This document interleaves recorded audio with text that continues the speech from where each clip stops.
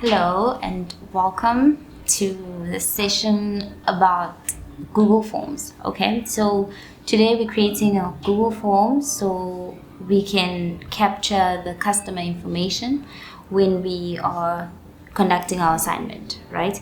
So this is for those that haven't done a Google Form before. So the first thing you obviously have to do is be signed into Google. And then from there, you're going to navigate, okay, where you've got your dots, okay, all the way down to forms. So we're going to create a contact information form because we are essentially receiving information from the customer. This is slightly similar, but in this instance, please select contact information. Okay, so we've already gone through our Canva creation for banners, right? So what's expected is for you to have your own created banner, your own branded banner, right? For the business. Okay, so please have your logo, your company name on it so that it's all about, your brand, right? And it's branded fully. Okay, so even the colors. So where we can go to customize the look and feel of the form, right? Because that's also part of what we be looking for when you submit your assignments.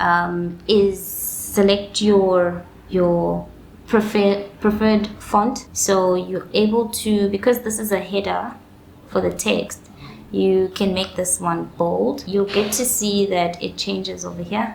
Okay, you can also change the size over there. Okay, and then the questions also have their own font, so choose your fonts, so because that will be how the questions come up, which is what you see over here. And then the text as they type, right? So that can also be uniformed. So you'll get to choose your colors as well, the color that you prefer to have on the sheet, as well as the background. So that's how you customize. And then once you've created your Canva banner for the Google form, just quickly go there and upload. Okay, so for the purpose of the session, I'm just going to upload this one that we have gone through already. It's obviously not the right size, so just please mind the size. Make sure it fits well and it shows all your details, right? Meaning your logo and your brand. So just going to choose that for now, just so you see how it will appear. Okay, so we're done with our theme. Now we're going into starting with the form. So the first part is for us to actually have a heading, right? So we're going to create our heading, community research project for customer needs analysis, right? So we can change, like I said, so that it actually fits and looks good, right? So our form description, I'm just going to take it from the previous one done. All right, make sure that it has your contact details, your company contact details. So what you're able to also do is once you've put the once you put the website address, you're able to link it, right? You add a link there. Okay, so as you type it, it won't be hyperlinked. So when you're done, you just click insert link and then copy your website, and then they'll be able to click to your website if they want more information. So obviously this can be sent online. So once it's sent online, then it's easy for someone to then click and take it through. But if you're doing it physically and you going to a business and filling it in for them, then obviously you are the one that's entering the details. So they wouldn't exactly be using the contact details to navigate. Okay, this is just for them to be able to know how to reach you, right? So please have your contact details, a description. So you're able to also format this, right? So we've got it bold here. We've used that.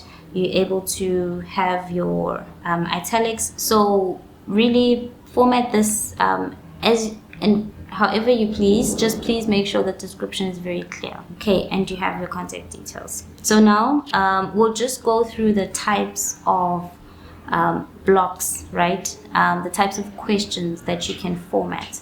So not everything will be on the video, but it just shows how you create the different types of questions, right? So we're going to go to our assignment and look at the questions that are needed, right? So we need the business owner's name, right? And we need the business name as well as the street address. So these can be in short form, let's say with the exception of the street address.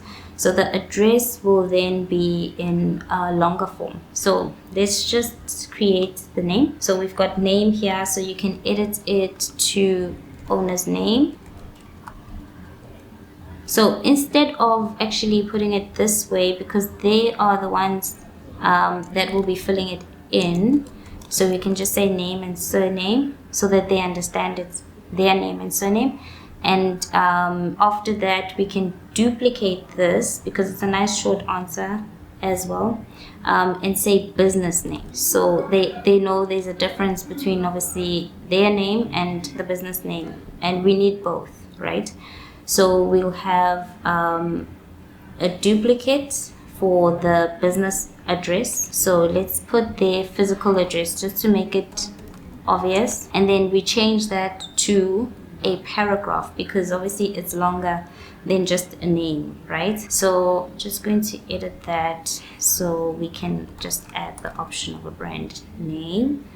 And then we go back to understand the questions that we need.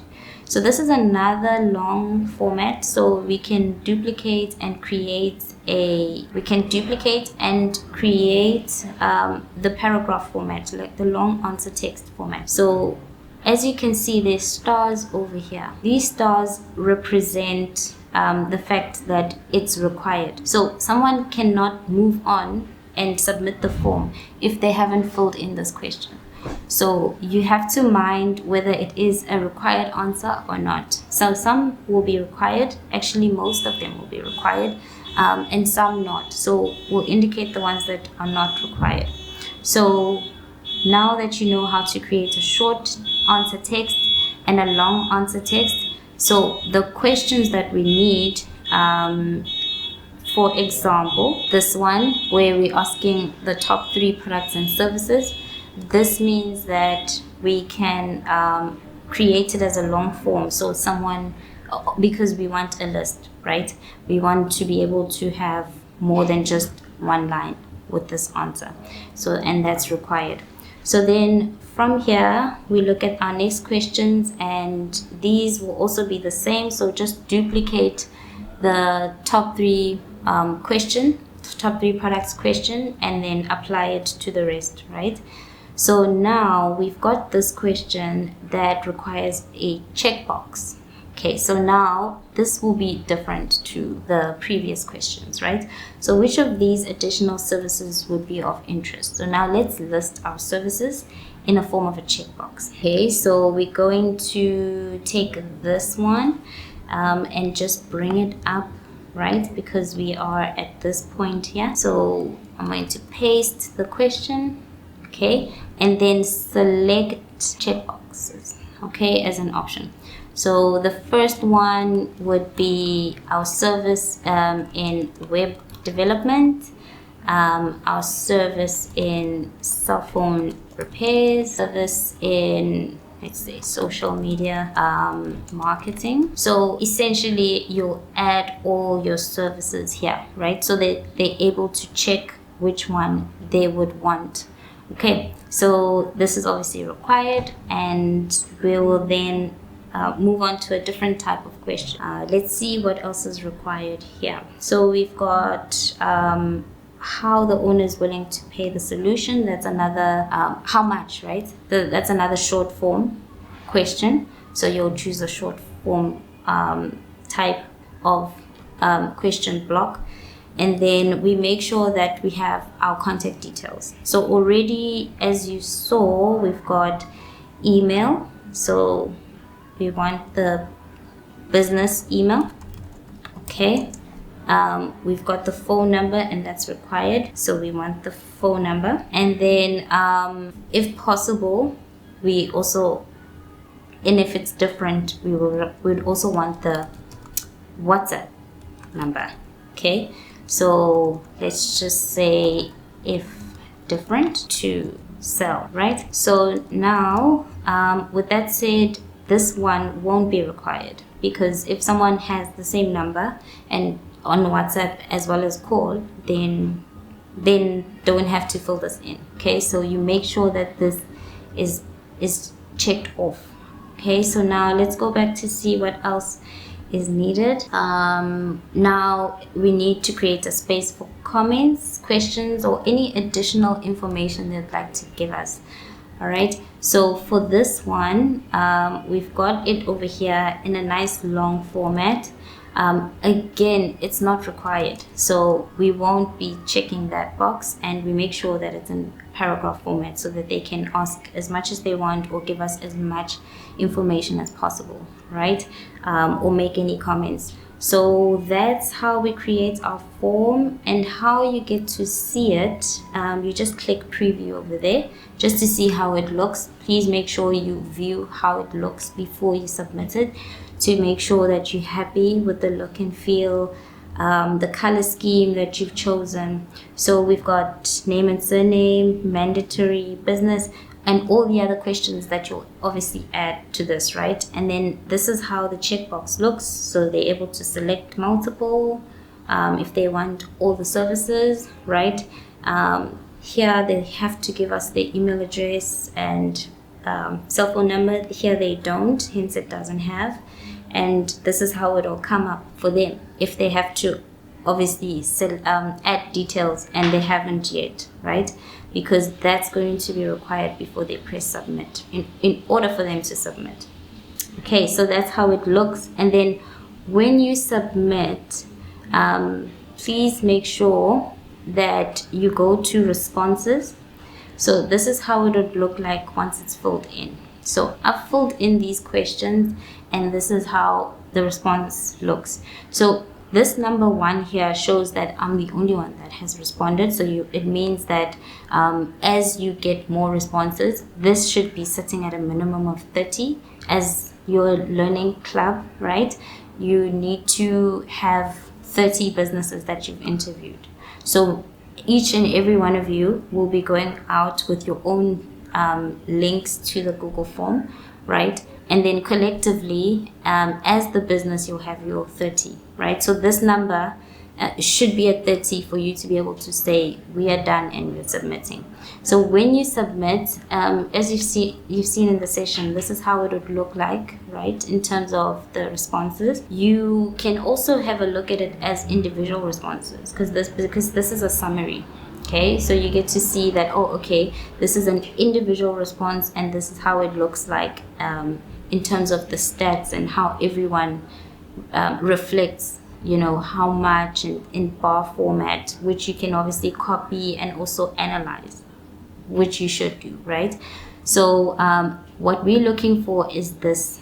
So the link to the sheet, because this is then what we'll look at in terms of seeing the responses. Okay, so please share the sheet, and you'll then obviously share that on the 4IR platform so that we can view and see all the responses of your assignment. So I trust that this is clear for those who have not created a Google form before.